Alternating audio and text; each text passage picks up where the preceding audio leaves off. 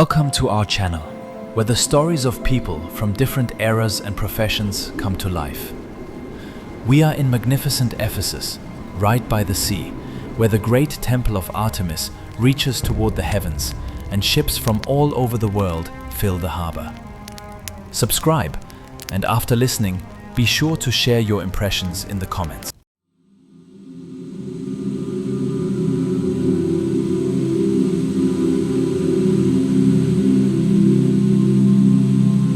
New York always feels winter earlier than it arrives.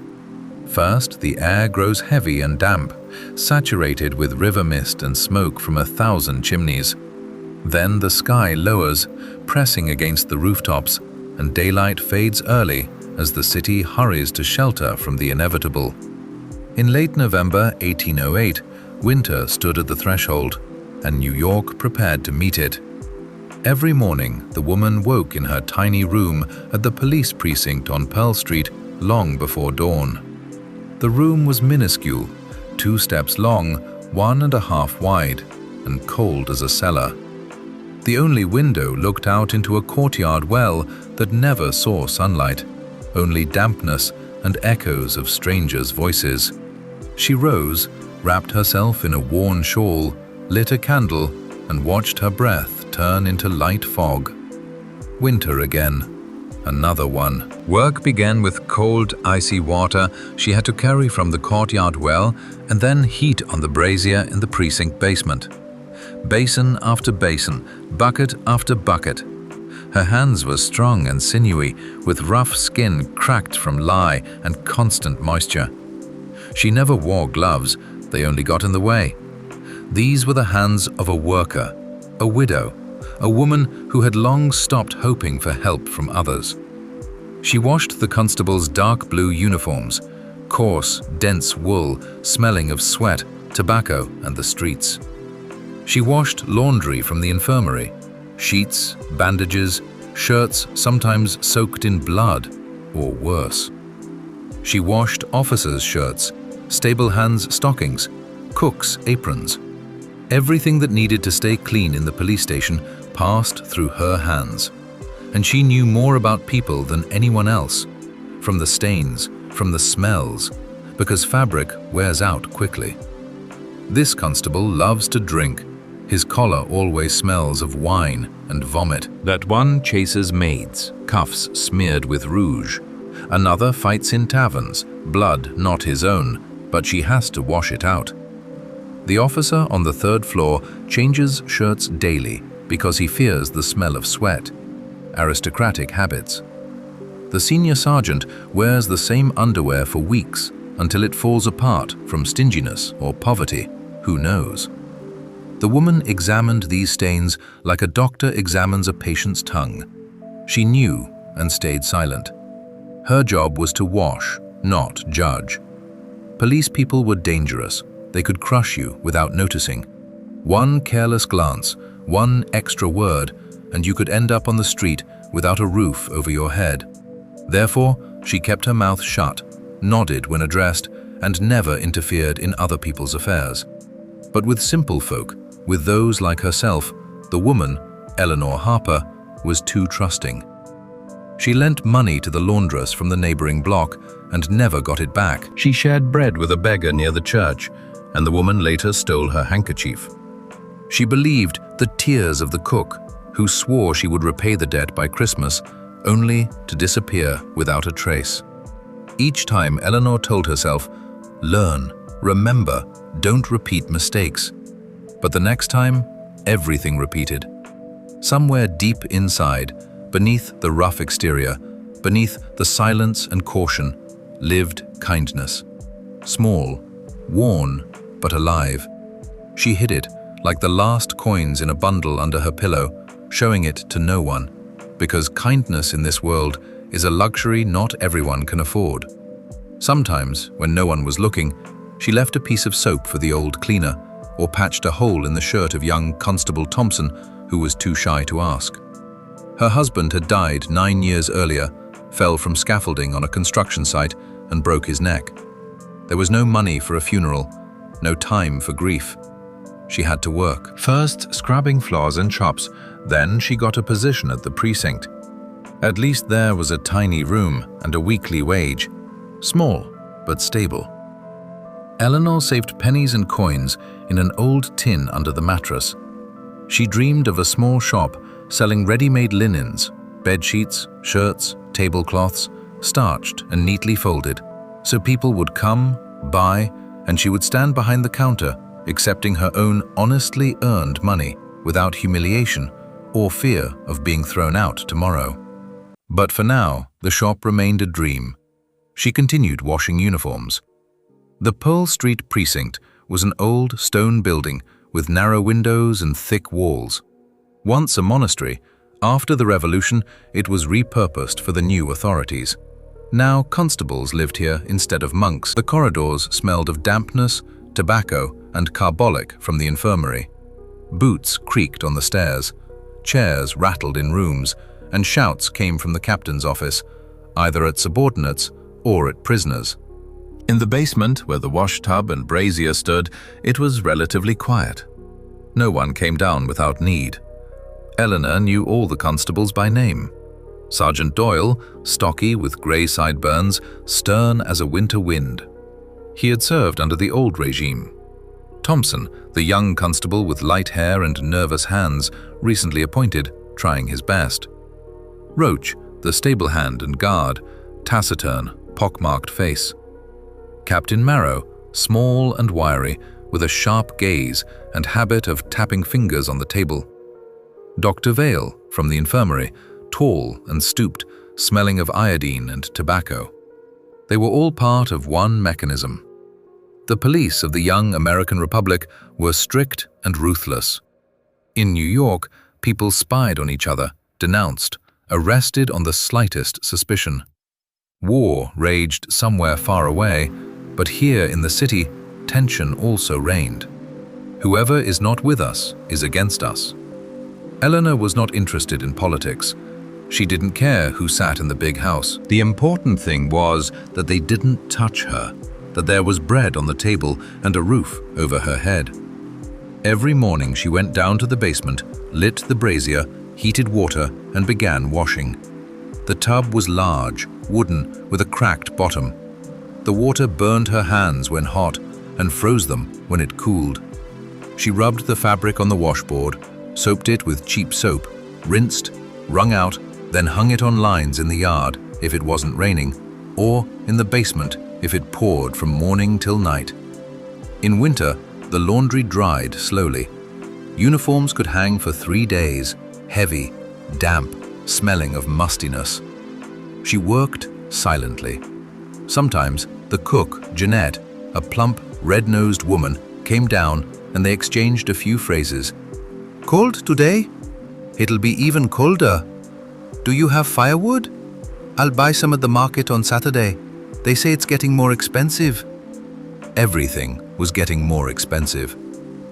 And silence again.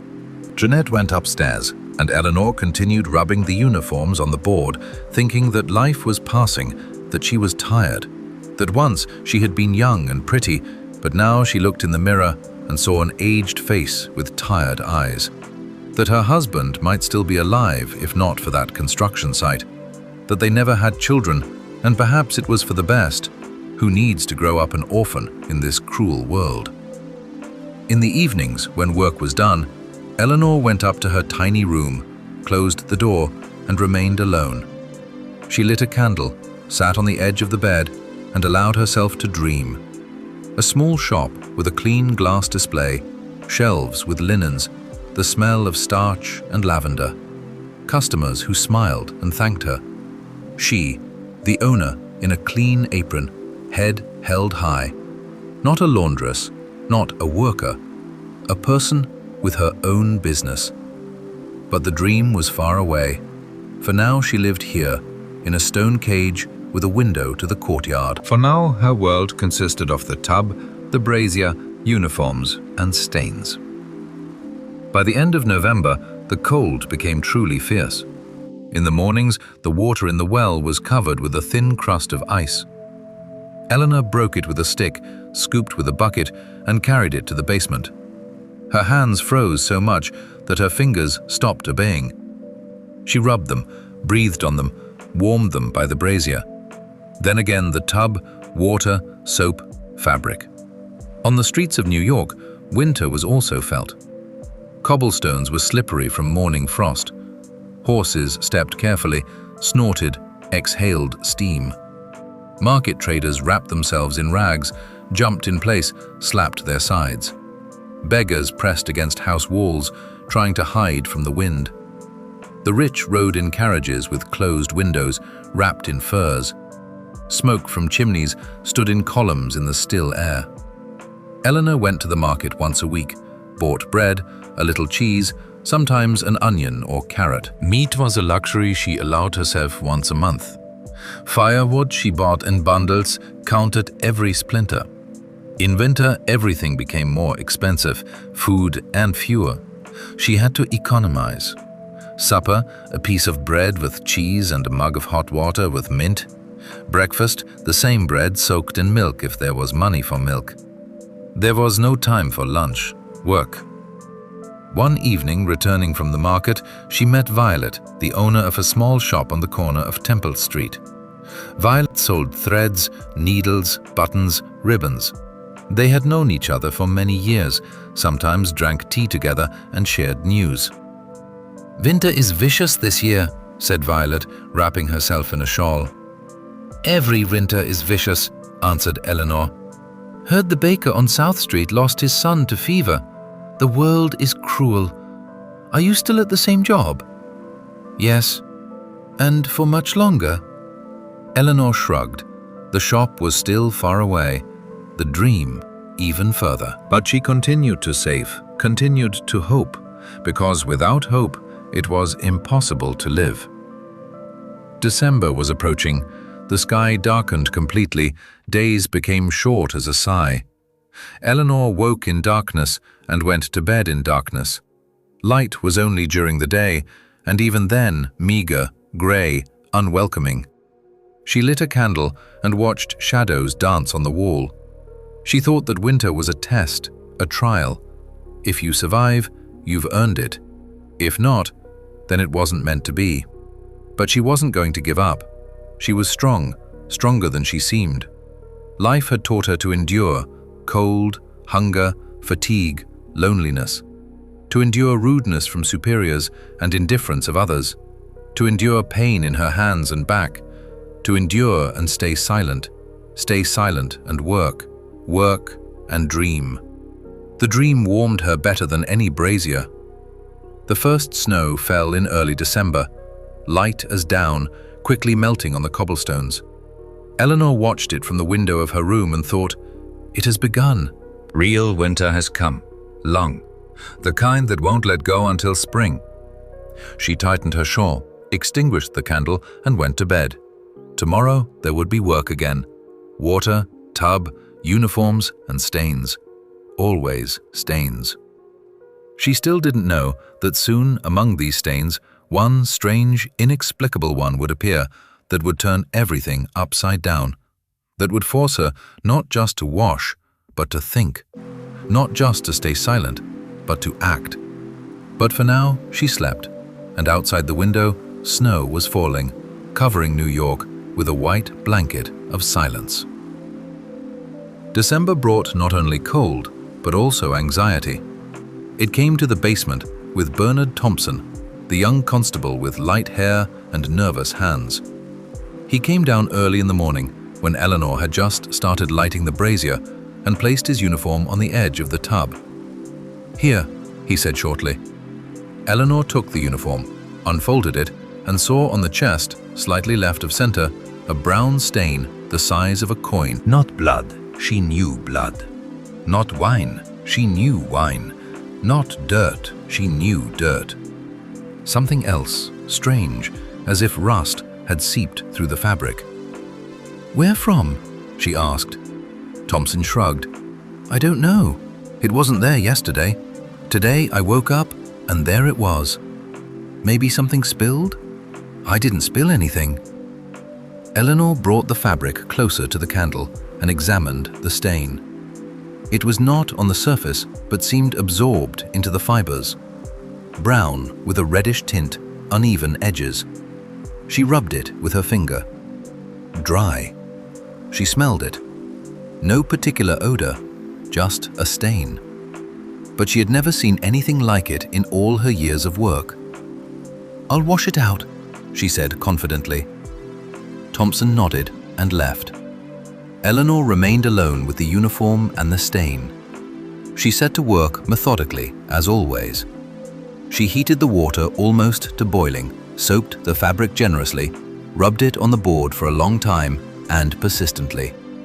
The stain faded, spread, disappeared. In an hour, the uniform was clean. She rinsed it, wrung it out, and hung it to dry. Everything as usual. Problem solved. The next morning, Thompson returned. His face was pale, eyes anxious. He again placed the uniform on the edge of the tub, and Eleanor saw the stain. In the same place, brown with a reddish tint, the size of a coin. "Again," Thompson said quietly. Eleanor took the uniform, turned it to the light. The stain looked exactly the same as yesterday, as if she hadn't washed it at all, as if it had never disappeared, only returned. "Did you wear it after washing?" "Yes, yesterday evening." "And at night?" "No, at night I took it off, hung it on a chair, and in the morning, here it is." Eleanor frowned. This was strange, very strange. Stains don't return by themselves. If you washed it, it should be gone. That's how it always was. But this stain seemed to live its own life. "Fine," she said calmly. "I'll wash it again. Maybe yesterday I didn't do it well enough." Thompson didn't answer. He just stood and looked at the stain with an expression as if he saw something more in it than a mark on fabric. Eleanor washed it again. This time she used ash, an old method her mother had taught her. Ash eats away the most stubborn stains. She rubbed, rinsed, rubbed again. The stain disappeared. The uniform became clean as new. She hung it to dry and thought, "That's it. It won't come back." But it did return. On the third morning, Thompson came down to the basement silently, without words, placed the uniform, and left. Eleanor looked at the stain. It was there. The same brown, stubborn, incomprehensible one. She stood in front of the tub and thought for a long time. This was no longer just a stain. It was a real puzzle, and she didn't understand how to solve it. By midday, Sergeant Doyle descended into the basement, heavy, with grey sideburns, face that never knew a smile. He stopped by the tub, crossed his arms, and looked at her from above. "I heard Thompson has a cursed uniform." Eleanor didn't answer. "The stain returns, they say." "It returns," she confirmed. "So it's not a stain, it's a sign." "A sign of what?" Doyle grinned unpleasantly, like the creak of an old door. "The devil marks his own. Have you heard such things?" Eleanor was silent. She didn't believe in these fairy tales. Devil, marks, curses, that was for old women and drunkards, for those afraid of their own shadow. But Doyle believed. She saw it in his eyes. "The boy is hiding something," Doyle continued. "A crime, a sin, I don't know what, but the mark doesn't appear for nothing. I'll be watching him." He left, and Eleanor remained with an unpleasant aftertaste. Mark of the devil. What nonsense. But if Doyle thought so, the other constables would think the same. Thompson would be suspected, whispered about, removed from duty. Or worse. She remembered how once a constable was accused of theft, though innocent. They threw him out without pay or recommendations. A month later, he was found dead in a gutter. Thompson was young, honest, trying hard. Was his life really going to be destroyed because of some stain?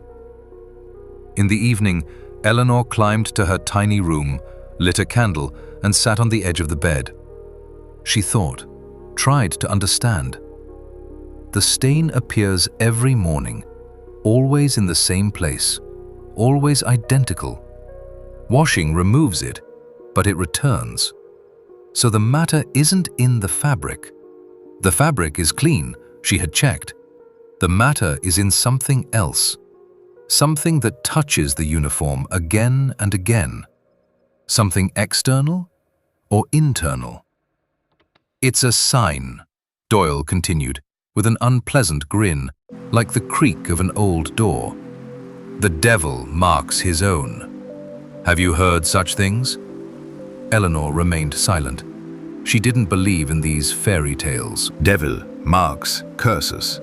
That was for old women and drunkards, for those afraid of their own shadow. But Doyle believed. She saw it in his eyes. The boy is hiding something, Doyle went on. A crime, a sin, I don't know what, but the mark doesn't appear for nothing. I'll be watching him. He left, and Eleanor remained with an unpleasant aftertaste. Mark of the devil? What nonsense. But if Doyle thought so, then the other constables would think the same.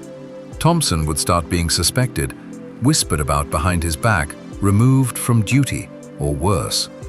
She remembered how once a constable was accused of theft, although he was innocent. He was thrown out without pay, without recommendations. A month later, they found him dead in a gutter. Frozen or drank himself to death, they never figured it out. Thompson was young, honest, trying his best. Would his life really be ruined because of some stain? In the evening, Eleanor went up to her room, lit a candle, and sat on the edge of the bed. She thought, tried to understand. The stain appears every morning, always in the same place, always the same. Washing removes it, but it returns. So the matter is not in the fabric, she reasoned. The fabric is clean, she had checked. The matter is in something else, in something that concerns the uniform again and again. Something from outside or from inside? She remembered how Thompson said he put on the uniform in the evening and in the morning found the stain. So the stain appears while he wears it or right after. What happens during that time? He sweats, she thought. Everyone sweats, especially in winter when clothes are warm and dense. Sweat soaks the fabric, but sweat is transparent. It doesn't leave brown stains. Unless there is something else in the sweat that gives color. On the fifth morning he returned. His face was different, surprised, almost joyful. No stain, he said, for the first time in a week. Eleanor nodded. She was right, but she needed to be completely sure. Put the cross back on this evening and bring the uniform tomorrow. Thompson did as she asked. On the sixth morning, the stain returned. Now Eleanor was certain. It wasn't a mark of the devil. It wasn't a curse. It was copper. The copper cross oxidized from sweat and moisture, leaving a brown trace on the fabric. In winter, when the uniform fit tightly to the body and Thompson sweated under the warm wool, the cross oxidized faster.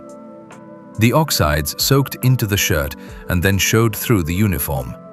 Washing removed them, but the cross continued to oxidize and the stain returned. Everything was simple, understandable, no mysticism, only the chemistry of metals and moisture. But how to explain this to Sergeant Doyle? How to prove that Thompson was neither cursed, nor a criminal, nor a sinner? How to convince those who believed in superstition more than in facts? Eleanor sat in the basement and thought. She needed someone who understood these things. Someone scientific, or at least educated. Dr. Vale, perhaps. He treats people. He should know about metals and reactions. Or the apothecary Tate on Richmond Street. He sells powders and tinctures, understands compositions. Eleanor decided to try. That same day, after work, she went out into the street. December New York met her with cold and gray sky. Wind drove scraps of paper and dry leaves across the cobblestones. Horses snorted. Passers-by wrapped themselves in shawls and cloaks. Somewhere in the distance, a chestnut seller shouted. Somewhere, a dog barked. Eleanor walked quickly, pressing her shawl to her chest. She didn't like leaving the precinct. Inside was her understandable, predictable world. Out here on the streets, everything was alien and dangerous. But she had to find out, for Thompson, for the truth. The infirmary was on the first floor of the precinct, in a long room with high windows. It smelled of carbolic, iodine, and something sour. Dr. Vale stood at the table writing in a thick notebook. "Yes?" he asked without raising his eyes. "Doctor, I have a question about metals." Vale lifted his head and looked at her with surprise. "About metals? Then go to the apothecary. I treat people, not study chemistry." "But you are an educated man." "Educated, but not all-knowing. Go to Tate, he understands better." Eleanor nodded and left. The apothecary shop was at the other end of the block. A small store with a window full of vials and bottles. Inside it smelled of herbs, alcohol, and something sharp and medicinal. Joseph Tate was a short man with a neat beard and attentive eyes. He stood behind the counter sorting powders into paper packets. "How can I help you?" he asked politely. Eleanor explained, told him about the uniform, the stain, the copper cross. Tate listened, nodded, sometimes frowned. "Copper, you say? And sweat?" "Yes, and the stain is brown with a reddish tint." "Exactly." Tate thought for a moment.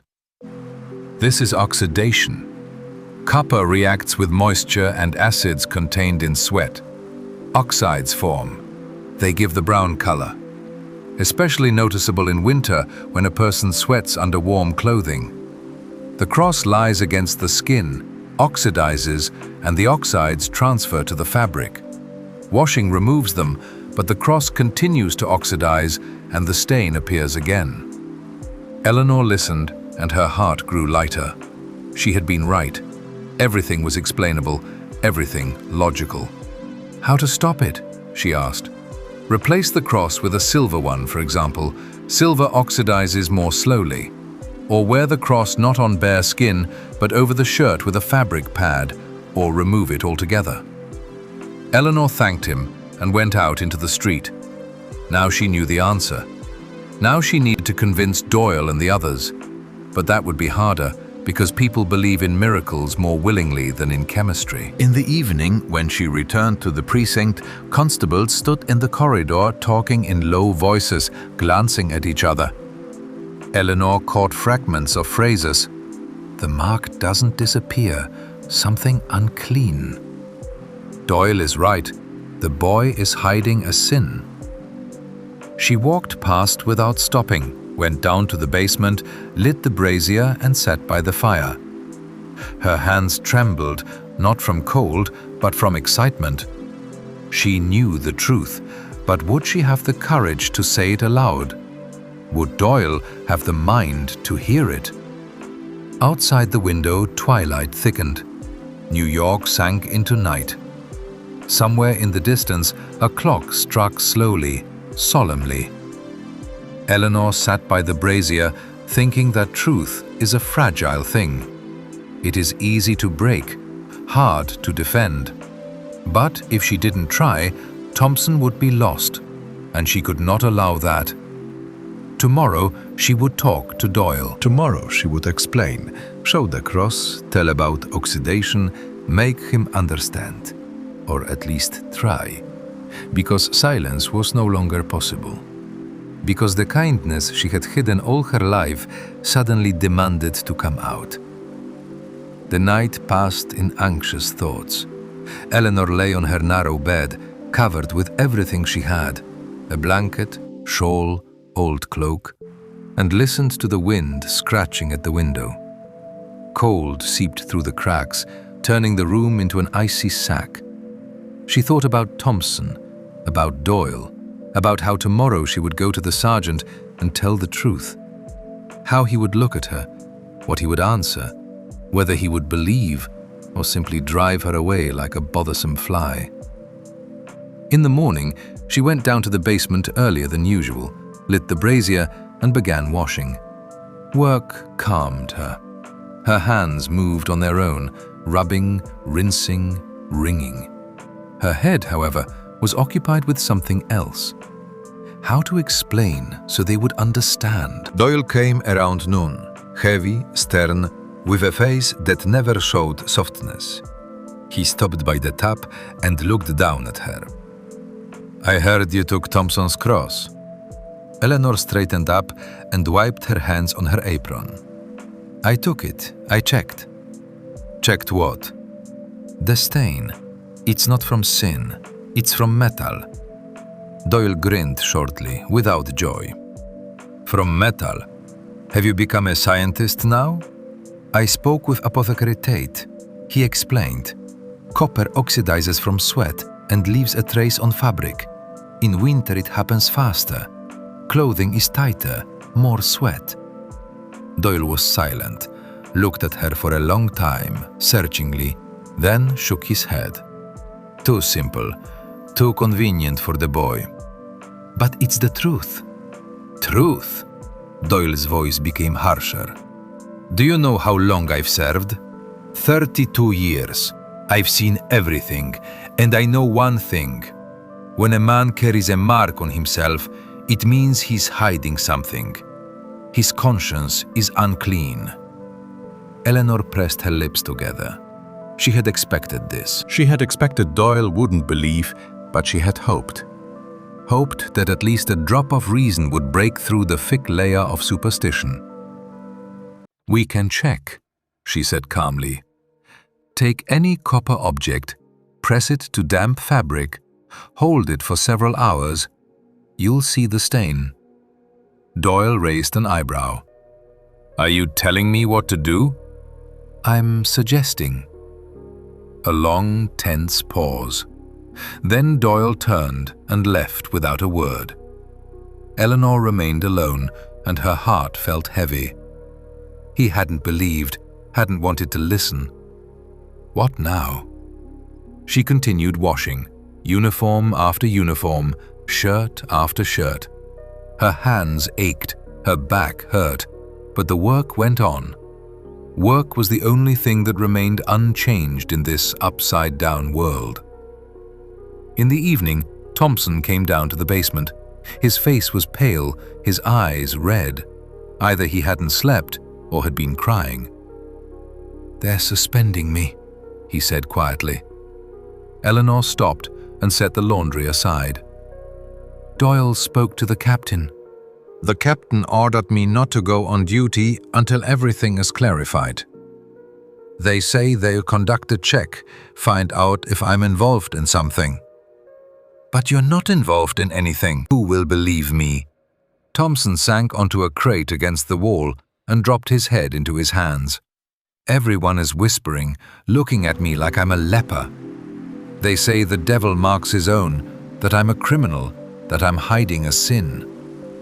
Eleanor approached and sat down next to him. She wanted to comfort him, but the words wouldn't come. What could she say? That everything would be fine? She didn't know if it would. "My mother's cross," Thompson continued quietly, "is all I have left from her. She gave it to me when she was dying. She said, 'Always wear it. It will protect you.' And now, because of it..." He didn't finish. His shoulders shook. Eleanor remained silent. She thought about how unfair life was. A good man suffering because of an accident, because of the ignorance of those around him, because people believe in terrible fairy tales more than simple explanations. "I'll try again," she said at last. "I'll go to Doyle, explain, show him the proof." Thompson raised his head and looked at her in surprise. "Why are you doing this for me? You're just the laundress. This doesn't concern you." "It does concern me," Eleanor replied, "because I know the truth, and truth is not meant to be kept silent." She herself was surprised by her own words. Where had this courage come from? All her life she had stayed silent, kept her head down, never interfered, and now suddenly she was speaking and acting, as if something inside had broken and released everything that had been accumulating for years. The next day, Eleanor went to Doyle again.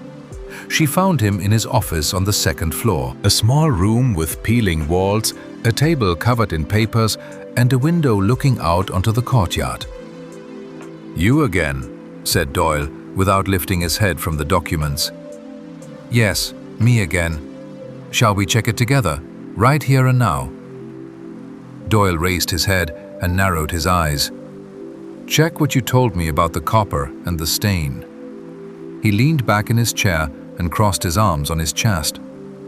"Fine, we'll check. But if you're lying, I'll fire you and make sure you never find work anywhere. Remember that." Eleanor nodded. She was scared, but it was too late to back down. They went down to the basement.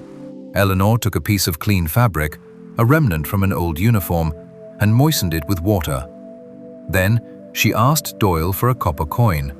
He reluctantly pulled a few cents from his pocket and tossed them onto the table. "Here." "Here," said Doyle. Eleanor took the coin, pressed it to the damp fabric, squeezed it tightly, then covered it with a second layer of fabric so the moisture wouldn't dry out quickly. "Now we wait," she said. "In a few hours, by evening, we'll see." Doyle snorted. "All right, let's see your tricks." He left, and Eleanor stayed alone with her experiment. Time dragged slowly. She washed, rinsed, hung laundry, but her thoughts constantly returned to the fabric with the coin. Would it work? It had to. Tate had said it would. But what if he was wrong? What if the conditions weren't right? What if the coin didn't oxidize enough? By evening, she unfolded the fabric. The coin had left a mark, small but noticeable, brown with a reddish tint, exactly like the one on Thompson's uniform. Eleanor exhaled in relief. It had worked. She went up to the second floor and knocked on Doyle's door. "Come in," came from inside. She entered and placed the fabric on the table in front of the sergeant. "Here." Doyle looked at the stain, then at her. "What is this?" "A trace from your coin. The copper oxidized and left the stain. Exactly the same as on Thompson's uniform." Doyle took the fabric, brought it closer to the candle and examined it. His face remained impassive. "Maybe you faked it," he said finally. "How could I fake it?" "I don't know, but you could have." Eleanor felt anger rising inside. She had tried, she had proven it, and he, stubborn as an old mule, refused to see the obvious. "Check it yourself," she said, trying to stay calm. "Take your own coin, your own fabric, do the same thing. You'll see."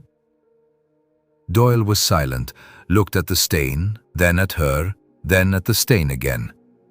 Finally, he sighed heavily, like an old bellows. "All right, suppose you're right. Suppose it's copper. That still doesn't mean anything." "Why?" "Because Thompson could have committed a crime, and the stain is just a coincidence." Eleanor was taken aback. She hadn't expected such a turn. She had thought the truth would free Thompson, but Doyle had found a way not to believe even the truth. "There is no crime," she said firmly. "You simply don't want to be wrong." Doyle stood up from the table, approached her closely, tall, heavy, threatening. "Careful, woman. You're forgetting your place." "No, I'm not forgetting it. I'm a laundress, but I'm not blind, and not stupid." A pause, tense as a string. Then Doyle stepped back, waved his hand. "Get out, and don't interfere anymore." Eleanor left the office. Her hands trembled not from fear, but from helplessness. She had done everything she could, but it wasn't enough. Doyle didn't want to listen, didn't want to believe, because admitting a mistake was worse for him than destroying the life of a young constable. In the evening, she met Violet on the street. Violet was returning from her shop, tired, carrying a basket of empty bottles. "Why so gloomy?" Violet asked. Eleanor told her about the stain, Thompson, and Doyle. Violet listened and shook her head. "People are terrible," she said finally. "They believe in devilry, but not in simple truth. What will you do now?" "I don't know. I've already done more than anyone else, but you can't fight people like Doyle. They have the power, we don't." Eleanor nodded. She knew that. She had always known it. The world was arranged unfairly. The strong crushed the weak. The smart suffered because of the stupid. Truth drowned in a swamp of lies and superstition. They said goodbye, and Eleanor walked back to the precinct. She walked slowly through the evening cold, past closed shops and rare passers-by. New York slept, wrapped in December darkness. Somewhere a dog barked. Somewhere gates creaked. In her room she lit a candle and sat on the edge of the bed. Thoughts tangled. What next? Give up? Resign herself? But how could she resign herself when she knew the truth? She remembered Dr. Vale. He had sent her to the apothecary. What if? The next day after work, Eleanor went up to the infirmary again. Vale was there, bandaging a constable's hand. "Doctor, may I have a word?" Vale nodded, finished the bandage, and dismissed the constable. "I'm listening." Eleanor told him everything, about the stain, Thompson, how Doyle refused to believe. Vale listened, frowning. "And what do you want from me?" "Confirm it. Tell Doyle that it's oxidation. You're an educated man, he'll believe you." Vale sighed. "I'm a doctor, not a chemist." But he paused, thought, and said, "All right, I'll try. I can't promise it will help. Doyle is stubborn." "Thank you," Eleanor breathed. The next day, Vale went to Doyle. What they talked about, Eleanor didn't know, but in the evening she met the doctor in the corridor. His face was displeased. "It didn't help," he said shortly. "Doyle said it was all made up, that you and Thompson had conspired." Eleanor lowered her head. So that was the end. Thompson would be suspended, maybe even fired, and she couldn't help. But something still flickered inside her. Stubbornness, hope. She simply didn't want to give up, because if she gave up, the world would win. Truth would be worth nothing, and she couldn't accept that. At night, lying in her room, Eleanor thought there was one more way. Risky, dangerous, but perhaps the only one. Tomorrow, she would go straight to Captain Marrow, bypassing Doyle, tell him everything, show the evidence. Captain Marrow was a hard but fair man. Maybe he would listen. Maybe he would believe. The decision came at dawn. Eleanor woke earlier than usual, with the feeling that she could wait no longer. She dressed, washed with icy water from the pitcher, and left her room. The precinct corridors were still sleeping. Only the duty constable dozed at the entrance, head propped on his hand. Eleanor slipped past him silently, climbed to the third floor where Captain Marrow's office was located. The door was closed. She stood in front of it for a few moments, gathering her courage. Then she knocked quietly but persistently. "Come in," came from inside. Captain Marrow sat at his desk, covered with documents. A small, wiry man with sharp features and a piercing gaze. He raised his head, saw Eleanor, and frowned. "Laundress, what do you need at this hour?" Eleanor stepped forward, clasping her hands in front of her. "Captain, I need to talk about Constable Thompson." Marrow leaned back in his chair. "Thompson? That's Sergeant Doyle's matter." "I know, but the sergeant doesn't want to listen to the truth." "Truth?" Interest sounded in the captain's voice. "What truth?" Eleanor told the story slowly and clearly, without missing any details. About the stain that returned every morning, about Thompson's copper cross, about how she had tested it by removing the cross and the stain disappeared, about her conversation with Apothecary Tate, who explained the oxidation, about the experiment with the coin that proved her right, about how Doyle refused to believe and called it all a fabrication. Marrow listened silently. His face remained impassive. When Eleanor finished, he tapped his fingers on the table, a habit everyone in the precinct knew. "Interesting," he said at last. "Very interesting. And you say Doyle saw the evidence?" "He saw it but didn't believe it, said it could be faked." Marrow gave a short, joyless smile. "Doyle is old school. For him, everything is simple. There are the guilty and the innocent. No shades, no complications. If there's a stain, the man is cursed. It's easier to think that way." "But it's unfair." "Fairness is a relative concept, woman." But he fell silent and tapped his fingers again. "I'm curious. Show me this experiment." Eleanor exhaled. Finally, someone was ready to listen. They went down to the basement. Marrow looked around. Tub, brazier, hanging laundry, an ordinary laundry room. Eleanor took a piece of clean fabric, moistened it, asked the captain for a copper coin. He took several cents from his pocket and tossed them on the table. She pressed the coin to the fabric and covered it with another layer. "Now we wait," she said. "By evening it will be visible." Marrow nodded. "Good. I'll come back. And for now, not a word to anyone, especially Doyle." He left, and Eleanor remained alone with the experiment and hope.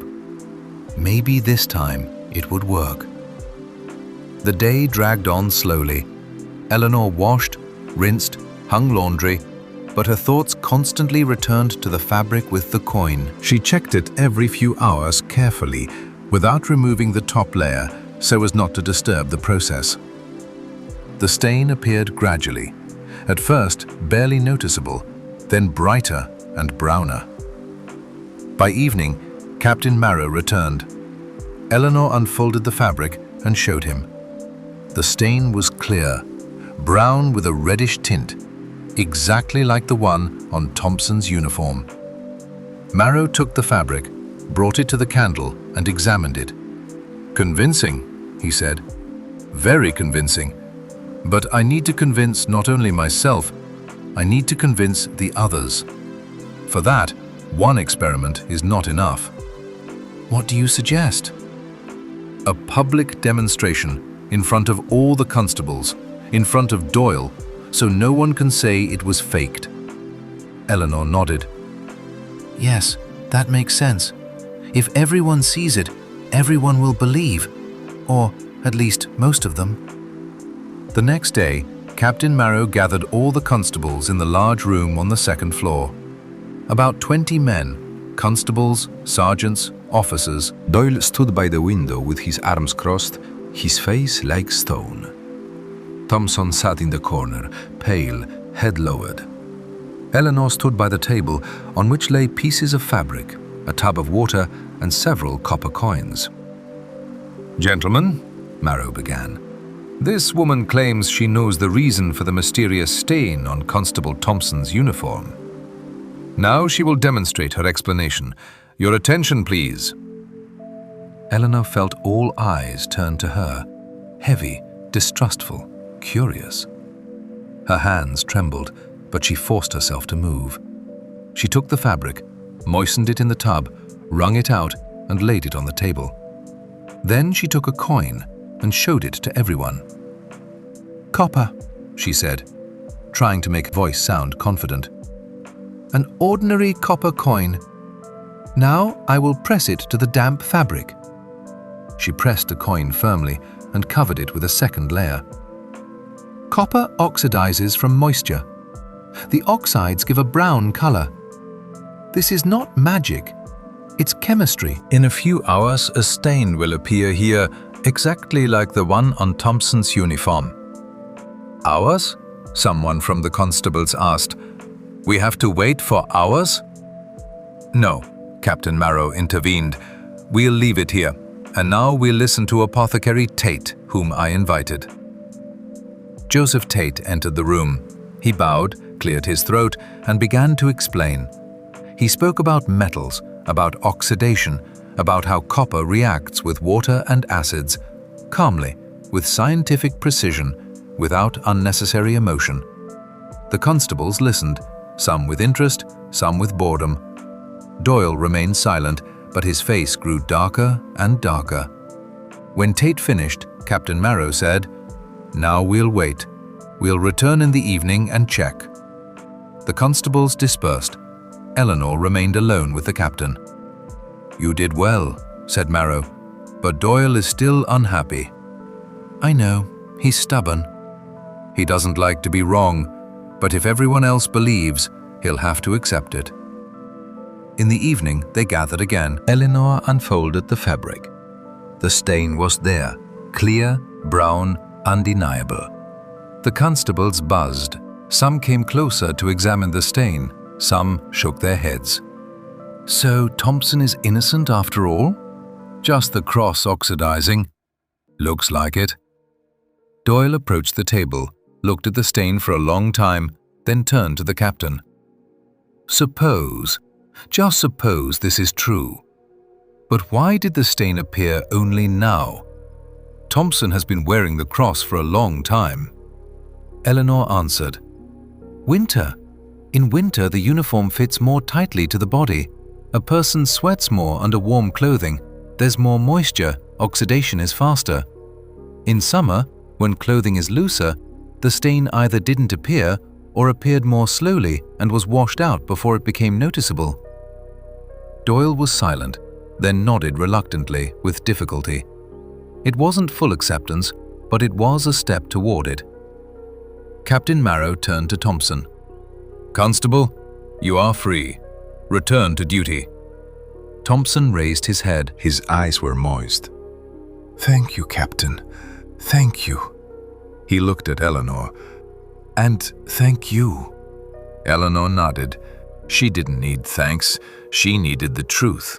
And truth had won. The constables dispersed. Doyle lingered by the door, turned to Eleanor. "You're smart," he said shortly. "Too smart for a laundress." And he left. It wasn't an apology, but it was recognition. Eleanor remained alone in the room, sat on a chair, closed her eyes, and exhaled. Fatigue covered her like a heavy blanket, but inside it was warm. Warm because she had managed, because she hadn't been afraid, because she had defended the truth. In the evening, she returned to the basement, lit the brazier, and sat by the fire. New York outside the window sank into night. Cold, December, endless. But here in the basement, by the brazier, it was warm and calm. The next day, Thompson came to the basement. He brought a clean uniform without a stain and something else. "I replaced the cross," he said. "Apothecary Tate advised me." "Now I wear a silver one." Eleanor nodded. "That's right." Thompson paused, then took a small purse from his pocket. "This is for you, in gratitude." "I don't need it." "You do. You saved my career, my life. Please, take it." Eleanor looked at the purse. Inside, coins jingled. Not many, but for her it was a lot. Another step toward the dream, toward the shop with clean linens, toward freedom. "Thank you," she said quietly. Thompson left, and she remained with the purse in her hands, heavy, warm, real. She opened the tin under the mattress and poured the coins in. Now there were noticeably more. A few days later, Violet came down to the basement. She sat on a crate and smiled. "I heard you're a heroine now." Eleanor grinned. "What heroine? I just explained the obvious." "Obvious to you, but not to them. You're smart, my dear, very smart. Maybe you're wasting your time as a laundress. And what else can I be? I don't know. Maybe an apothecary or a doctor.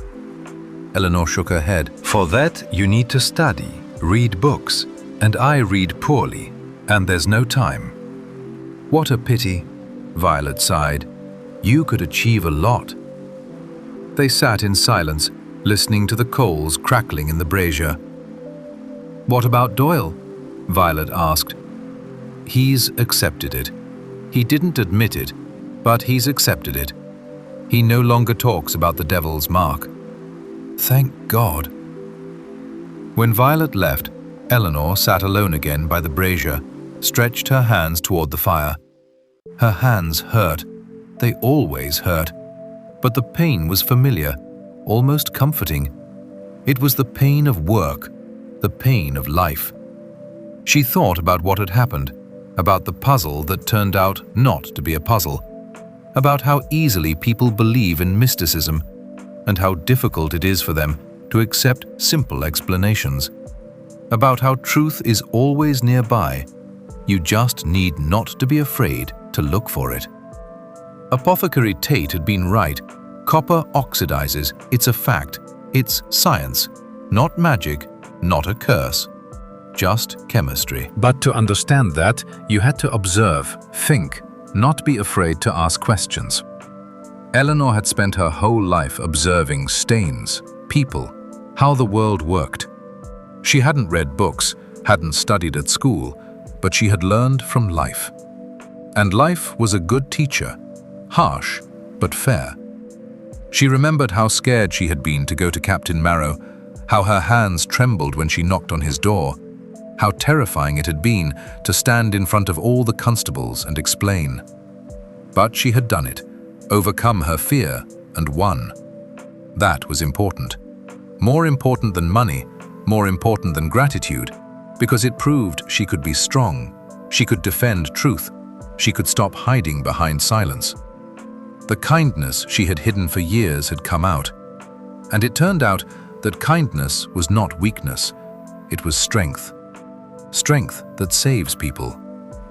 Thompson was back on duty with his new silver cross that didn't oxidize as quickly as the old copper one. Doyle no longer spoke of the devil's mark, although he now looked at Eleanor differently, with cautious respect or perhaps reluctant recognition.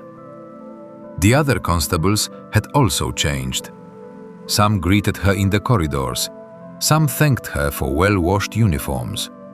Small signs of attention that hadn't existed before. But with these changes came something else. Questions. People began turning to her not only for washing, but for advice. Cook Jeanette brought an old copper pot covered with green patina and asked how to clean it. Stable hand Roach showed a darkened bridle with copper decorations and asked if they were dangerous for the horses. Even one of the officers came down to the basement with a question about stains on his leather boots. Eleanor answered as best she could. To the cook, she recommended rubbing the pot with salt and vinegar, the way her mother had taught her. To Roach, she advised cleaning the bridle because copper oxides could irritate the animal's skin. To the officer, she explained that leather should be dried away from heat or it would crack. She wasn't a scientist, didn't know chemistry, anatomy, or all those complicated words Apothecary Tate used. But she knew life, knew how things behaved, fabrics, metals, water, fire. She knew because she worked with them every day. Her knowledge was practical, accumulated over years of observation and mistakes. One evening, as she sat by the brazier, Dr. Vale came down. He wearily lowered himself onto a crate and stretched out his legs. "Tired," he said. 3 patients today. Fever, broken arm, abscess. Eleanor nodded silently. "I heard you're now the advisor for the whole precinct," Vale continued with a slight smile. "Not an advisor. I just answer when asked." "And that's right. You know, I studied medicine for 5 years, read books, studied anatomy, practiced in the hospital. But sometimes I meet people who without any education understand things better than I do, because they watch, observe, learn from life." Eleanor looked at him in surprise. "You're talking about me?" About you. You found the answer none of us saw. Doyle believed in a curse. I thought of skin diseases. The captain didn't even think about it. And you looked carefully and understood. It's not a gift, just a habit. A habit is also a gift if you know how to use it. Dale paused, then took a small, worn book from his pocket. Take this. It's a basic chemistry textbook, old but useful. It might come in handy. Eleanor took the book in her hands. The pages were yellowed, with water stains and candle wax. She opened it at random. The letters blurred before her eyes. She read poorly, slowly, syllable by syllable. "Thank you," she said, "but I don't read very well." "That's all right. There are pictures, and if you have questions, come to me. I'll explain." He left, and Eleanor remained with the book. She sat by the brazier, opened the first page. The letters were large and clear. She began to read, slowly, with difficulty, but persistently. Chemistry is the science of substances and their transformations. Reading was hard. Her head ached, her eyes grew tired, but there was something else. Interest, curiosity, the desire to understand. She had never thought that words in books could explain what she saw every day. Oxidation, reactions, elements, all of it had names, rules, logic. In the following days, Eleanor read in the evenings, a little at a time, a page or two. Sometimes she had to reread the same sentence several times to grasp the meaning, but gradually the fog in her head cleared and things began to form a picture. Copper oxidizes faster in the presence of moisture and oxygen. Silver oxidizes more slowly. Iron rusts. Gold hardly changes. Each metal has its own character, its own rules, and it wasn't magic. It was science. One morning, Captain Marrow came down to the basement. He watched Eleanor wash for a while, then said, "You handled the Thompson case very well. I have a proposal." Eleanor set the laundry aside and wiped her hands. "What kind?" Strange situations sometimes arise in the precinct, incomprehensible cases. People believe in superstitions, panic, accuse the innocent. We need someone who can see the truth, someone observant and reasonable. You fit. "I'm a laundress, Captain." "I know, and you'll remain a laundress. But if something similar comes up, I'll turn to you, unofficially, just advice, an opinion. What do you say?" Eleanor thought. On one hand, it was flattering. Captain Marrow himself was asking for her advice. On the other, dangerous. Getting involved in other people's affairs, solving puzzles, that wasn't her job. It was a risk. But she remembered Thompson's face when they told him he was free, remembered the gratitude in his eyes, and realized that if she could help, she should try. "All right," she said. "If needed, turn to me." Marrow nodded and left, and Eleanor remained with a new feeling of importance, of being needed, as if her life had gained additional meaning. She wasn't just washing laundry anymore. She could help. She could solve mysteries. She could save people. Winter deepened. December moved into its second half. The cold grew even fiercer. Snow fell more often. New York wrapped itself in white and became quieter, slower. People went out less, spent more time by fireplaces and braziers. Eleanor continued working. Water, tub, laundry. Day after day, week after week. Her hands hurt more. The cold made her skin rougher, the cracks deeper. But she endured. Endurance was her main talent. Endurance and observation. Violet visited more often. They drank hot water with mint, sat by the brazier, and talked. "I heard the captain asked you to be his helper," Violet said one day. "Not a helper. He'll just ask for advice sometimes. Still, it's good. It means they respect you." "Or fear me?" Eleanor smiled. "Why fear?" "Because I see what they don't want to see, the truth, and truth can be inconvenient. Violet nodded. She understood. In this world, truth really was inconvenient. Are you still saving for the shop? Yes, slowly, but I am. Another year, maybe 2, if nothing happens. They fell silent. Outside the window, the wind howled, shutters creaked somewhere. Winter spared no one, neither rich nor poor. But the rich could at least hide behind thick walls in warm rooms with full pantries.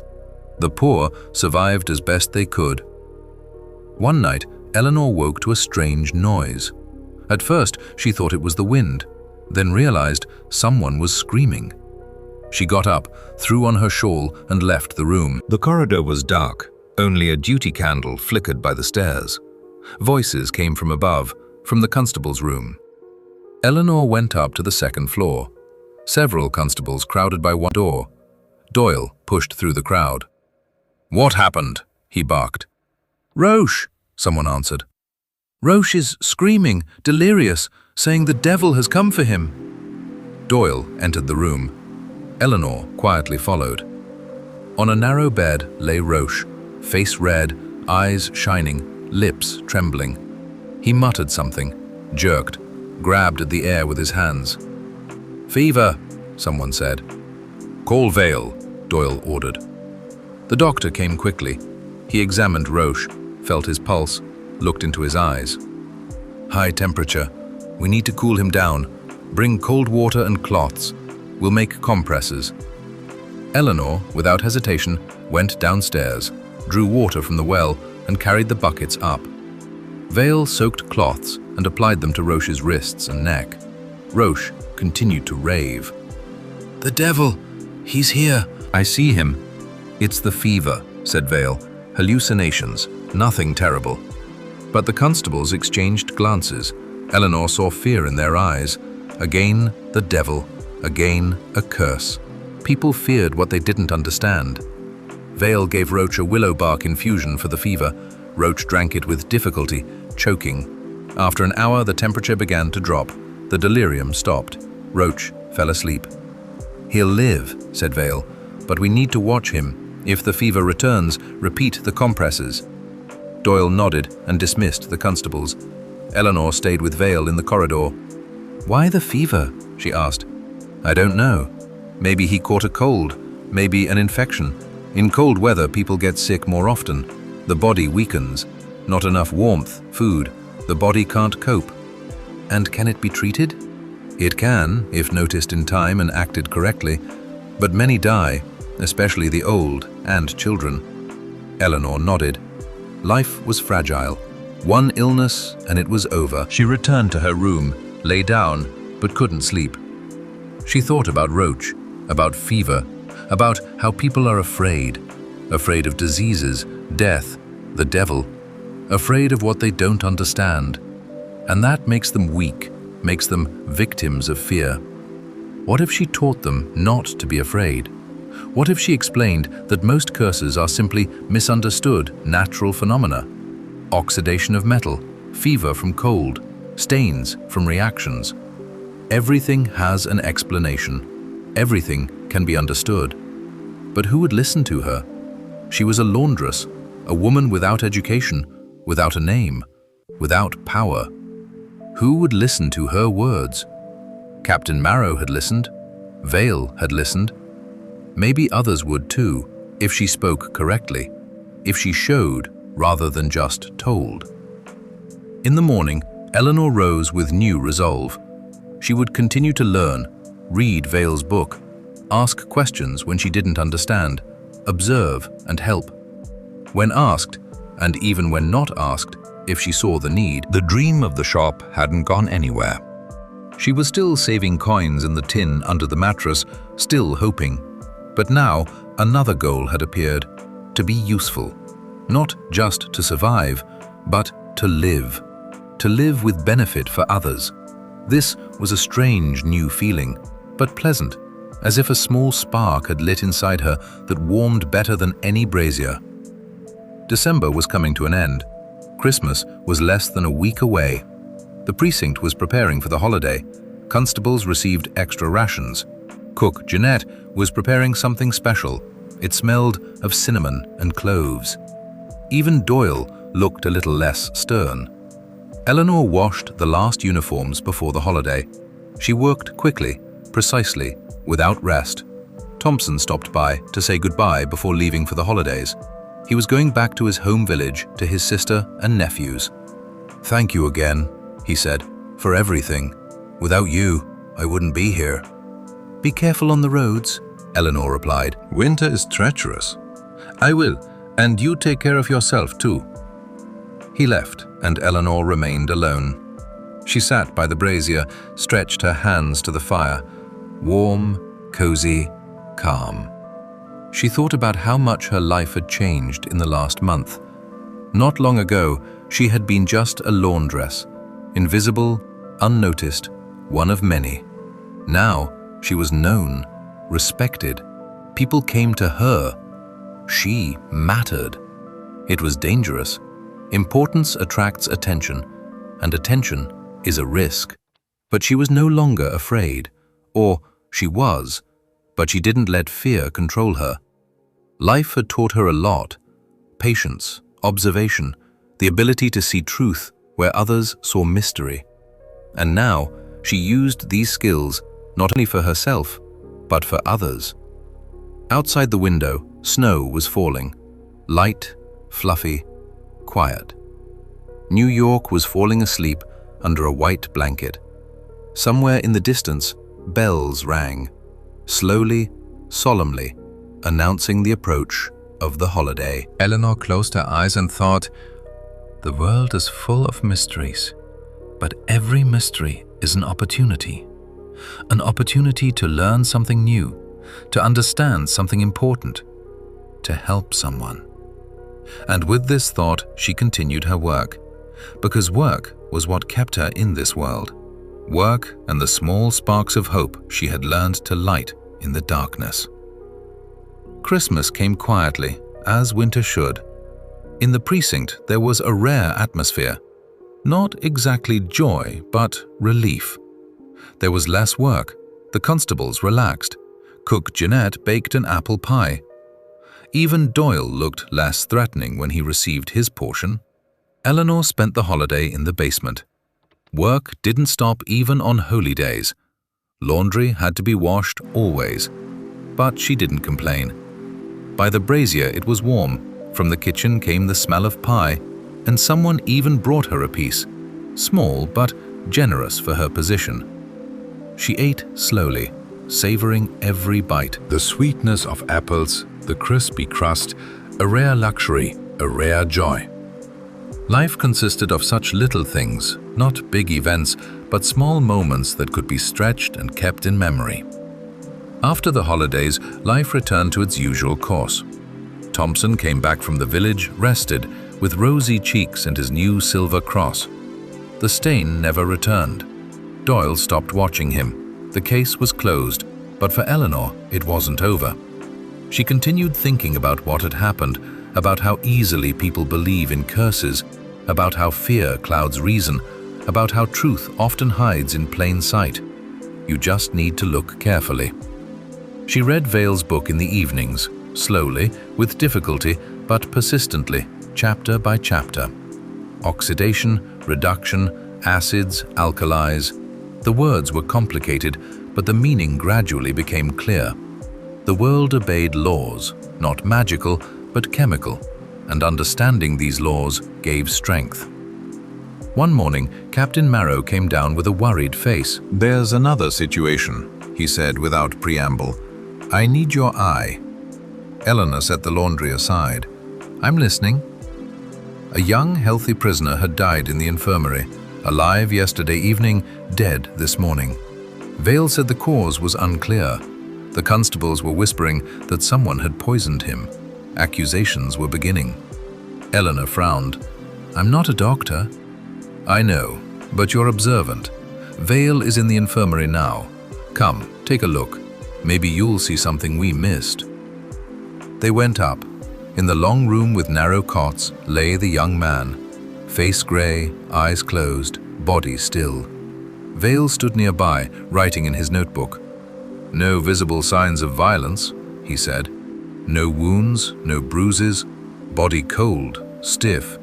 Death occurred at night, about 4 or 5 hours ago. Poisoning? Asked Marrow. Possibly, but with what? No traces on the lips, in the mouth, no smell. Eleanor approached, looked at the deceased. Young, about 25, dressed in a dirty, patched prisoner's robe, hands clenched into fists, face tense as if he had died in agony. Was he sick? She asked. No, Valet answered. Yesterday he was healthy, ate, drank, talked, only complained about the cold. Cold? Yes, said he was freezing, asked for an extra blanket. We gave him one. Eleanor looked at the cot. The blanket was thin, grey, full of holes. Under his head, a flat pillow. Beside it on the floor, an empty mug. What did he drink? Water. Ordinary well water. Others drank from the same source. No one else died. She took the mug, smelled it. No odor. Ran her finger inside. Dry, clean. She examined his belongings. Rags, a piece of stale bread with mold, a small knife, a wooden spoon. Nothing unusual. The man had been starving and freezing for a long time, then got warmth and food, and died. Doctor, she said slowly, if a person starves for a long time and then eats a lot at once, is that dangerous? Valet frowned. It is. The body gets used to hunger. The stomach shrinks. The body goes into saving mode. A sudden large amount of food can cause shock. The heart can't handle it. Marrow looked at her with interest. You think he died from eating? Not from the food itself, from the body not coping. He had been starving and freezing for a long time, at the limit, and then warmth, food, relief. The body relaxed and broke. Vale nodded slowly. It's possible. I've seen such cases when beggars get to a shelter, get food, and die the first night. The body can't handle the sudden change. Marrow sighed. So not poisoning. Most likely not, Eleanor confirmed. Just death from exhaustion. Delayed death. He didn't die here. He had been dying for a long time. It just happened here. The captain nodded.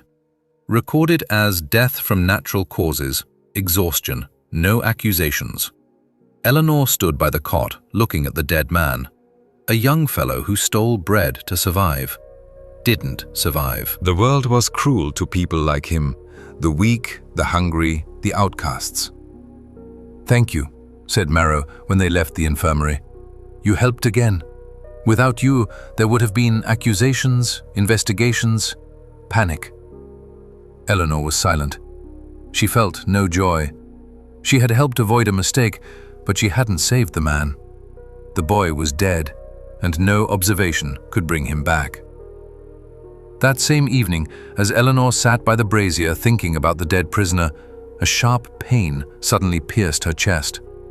The cold, years of dampness, constant exhaustion, and the recent stress had done their work. She tried to stand up, but her legs gave way. She fell near the tub, her hand still clutching the edge. The last thing she saw was the flickering fire in the brazier and the clean uniform hanging on the line, the one she had saved Thompson with. The next morning they found her. The police laundress, Eleanor Harper, had died quietly in the basement where she had spent most of her life. The official cause was heart failure from overwork and cold. But those who knew her understood she had given too much of herself defending truth in a world that rarely rewarded it. Thompson placed a silver cross on her grave. Doyle silently left flowers. Captain Marrow said nothing, but the precinct never forgot the woman who saw more than others.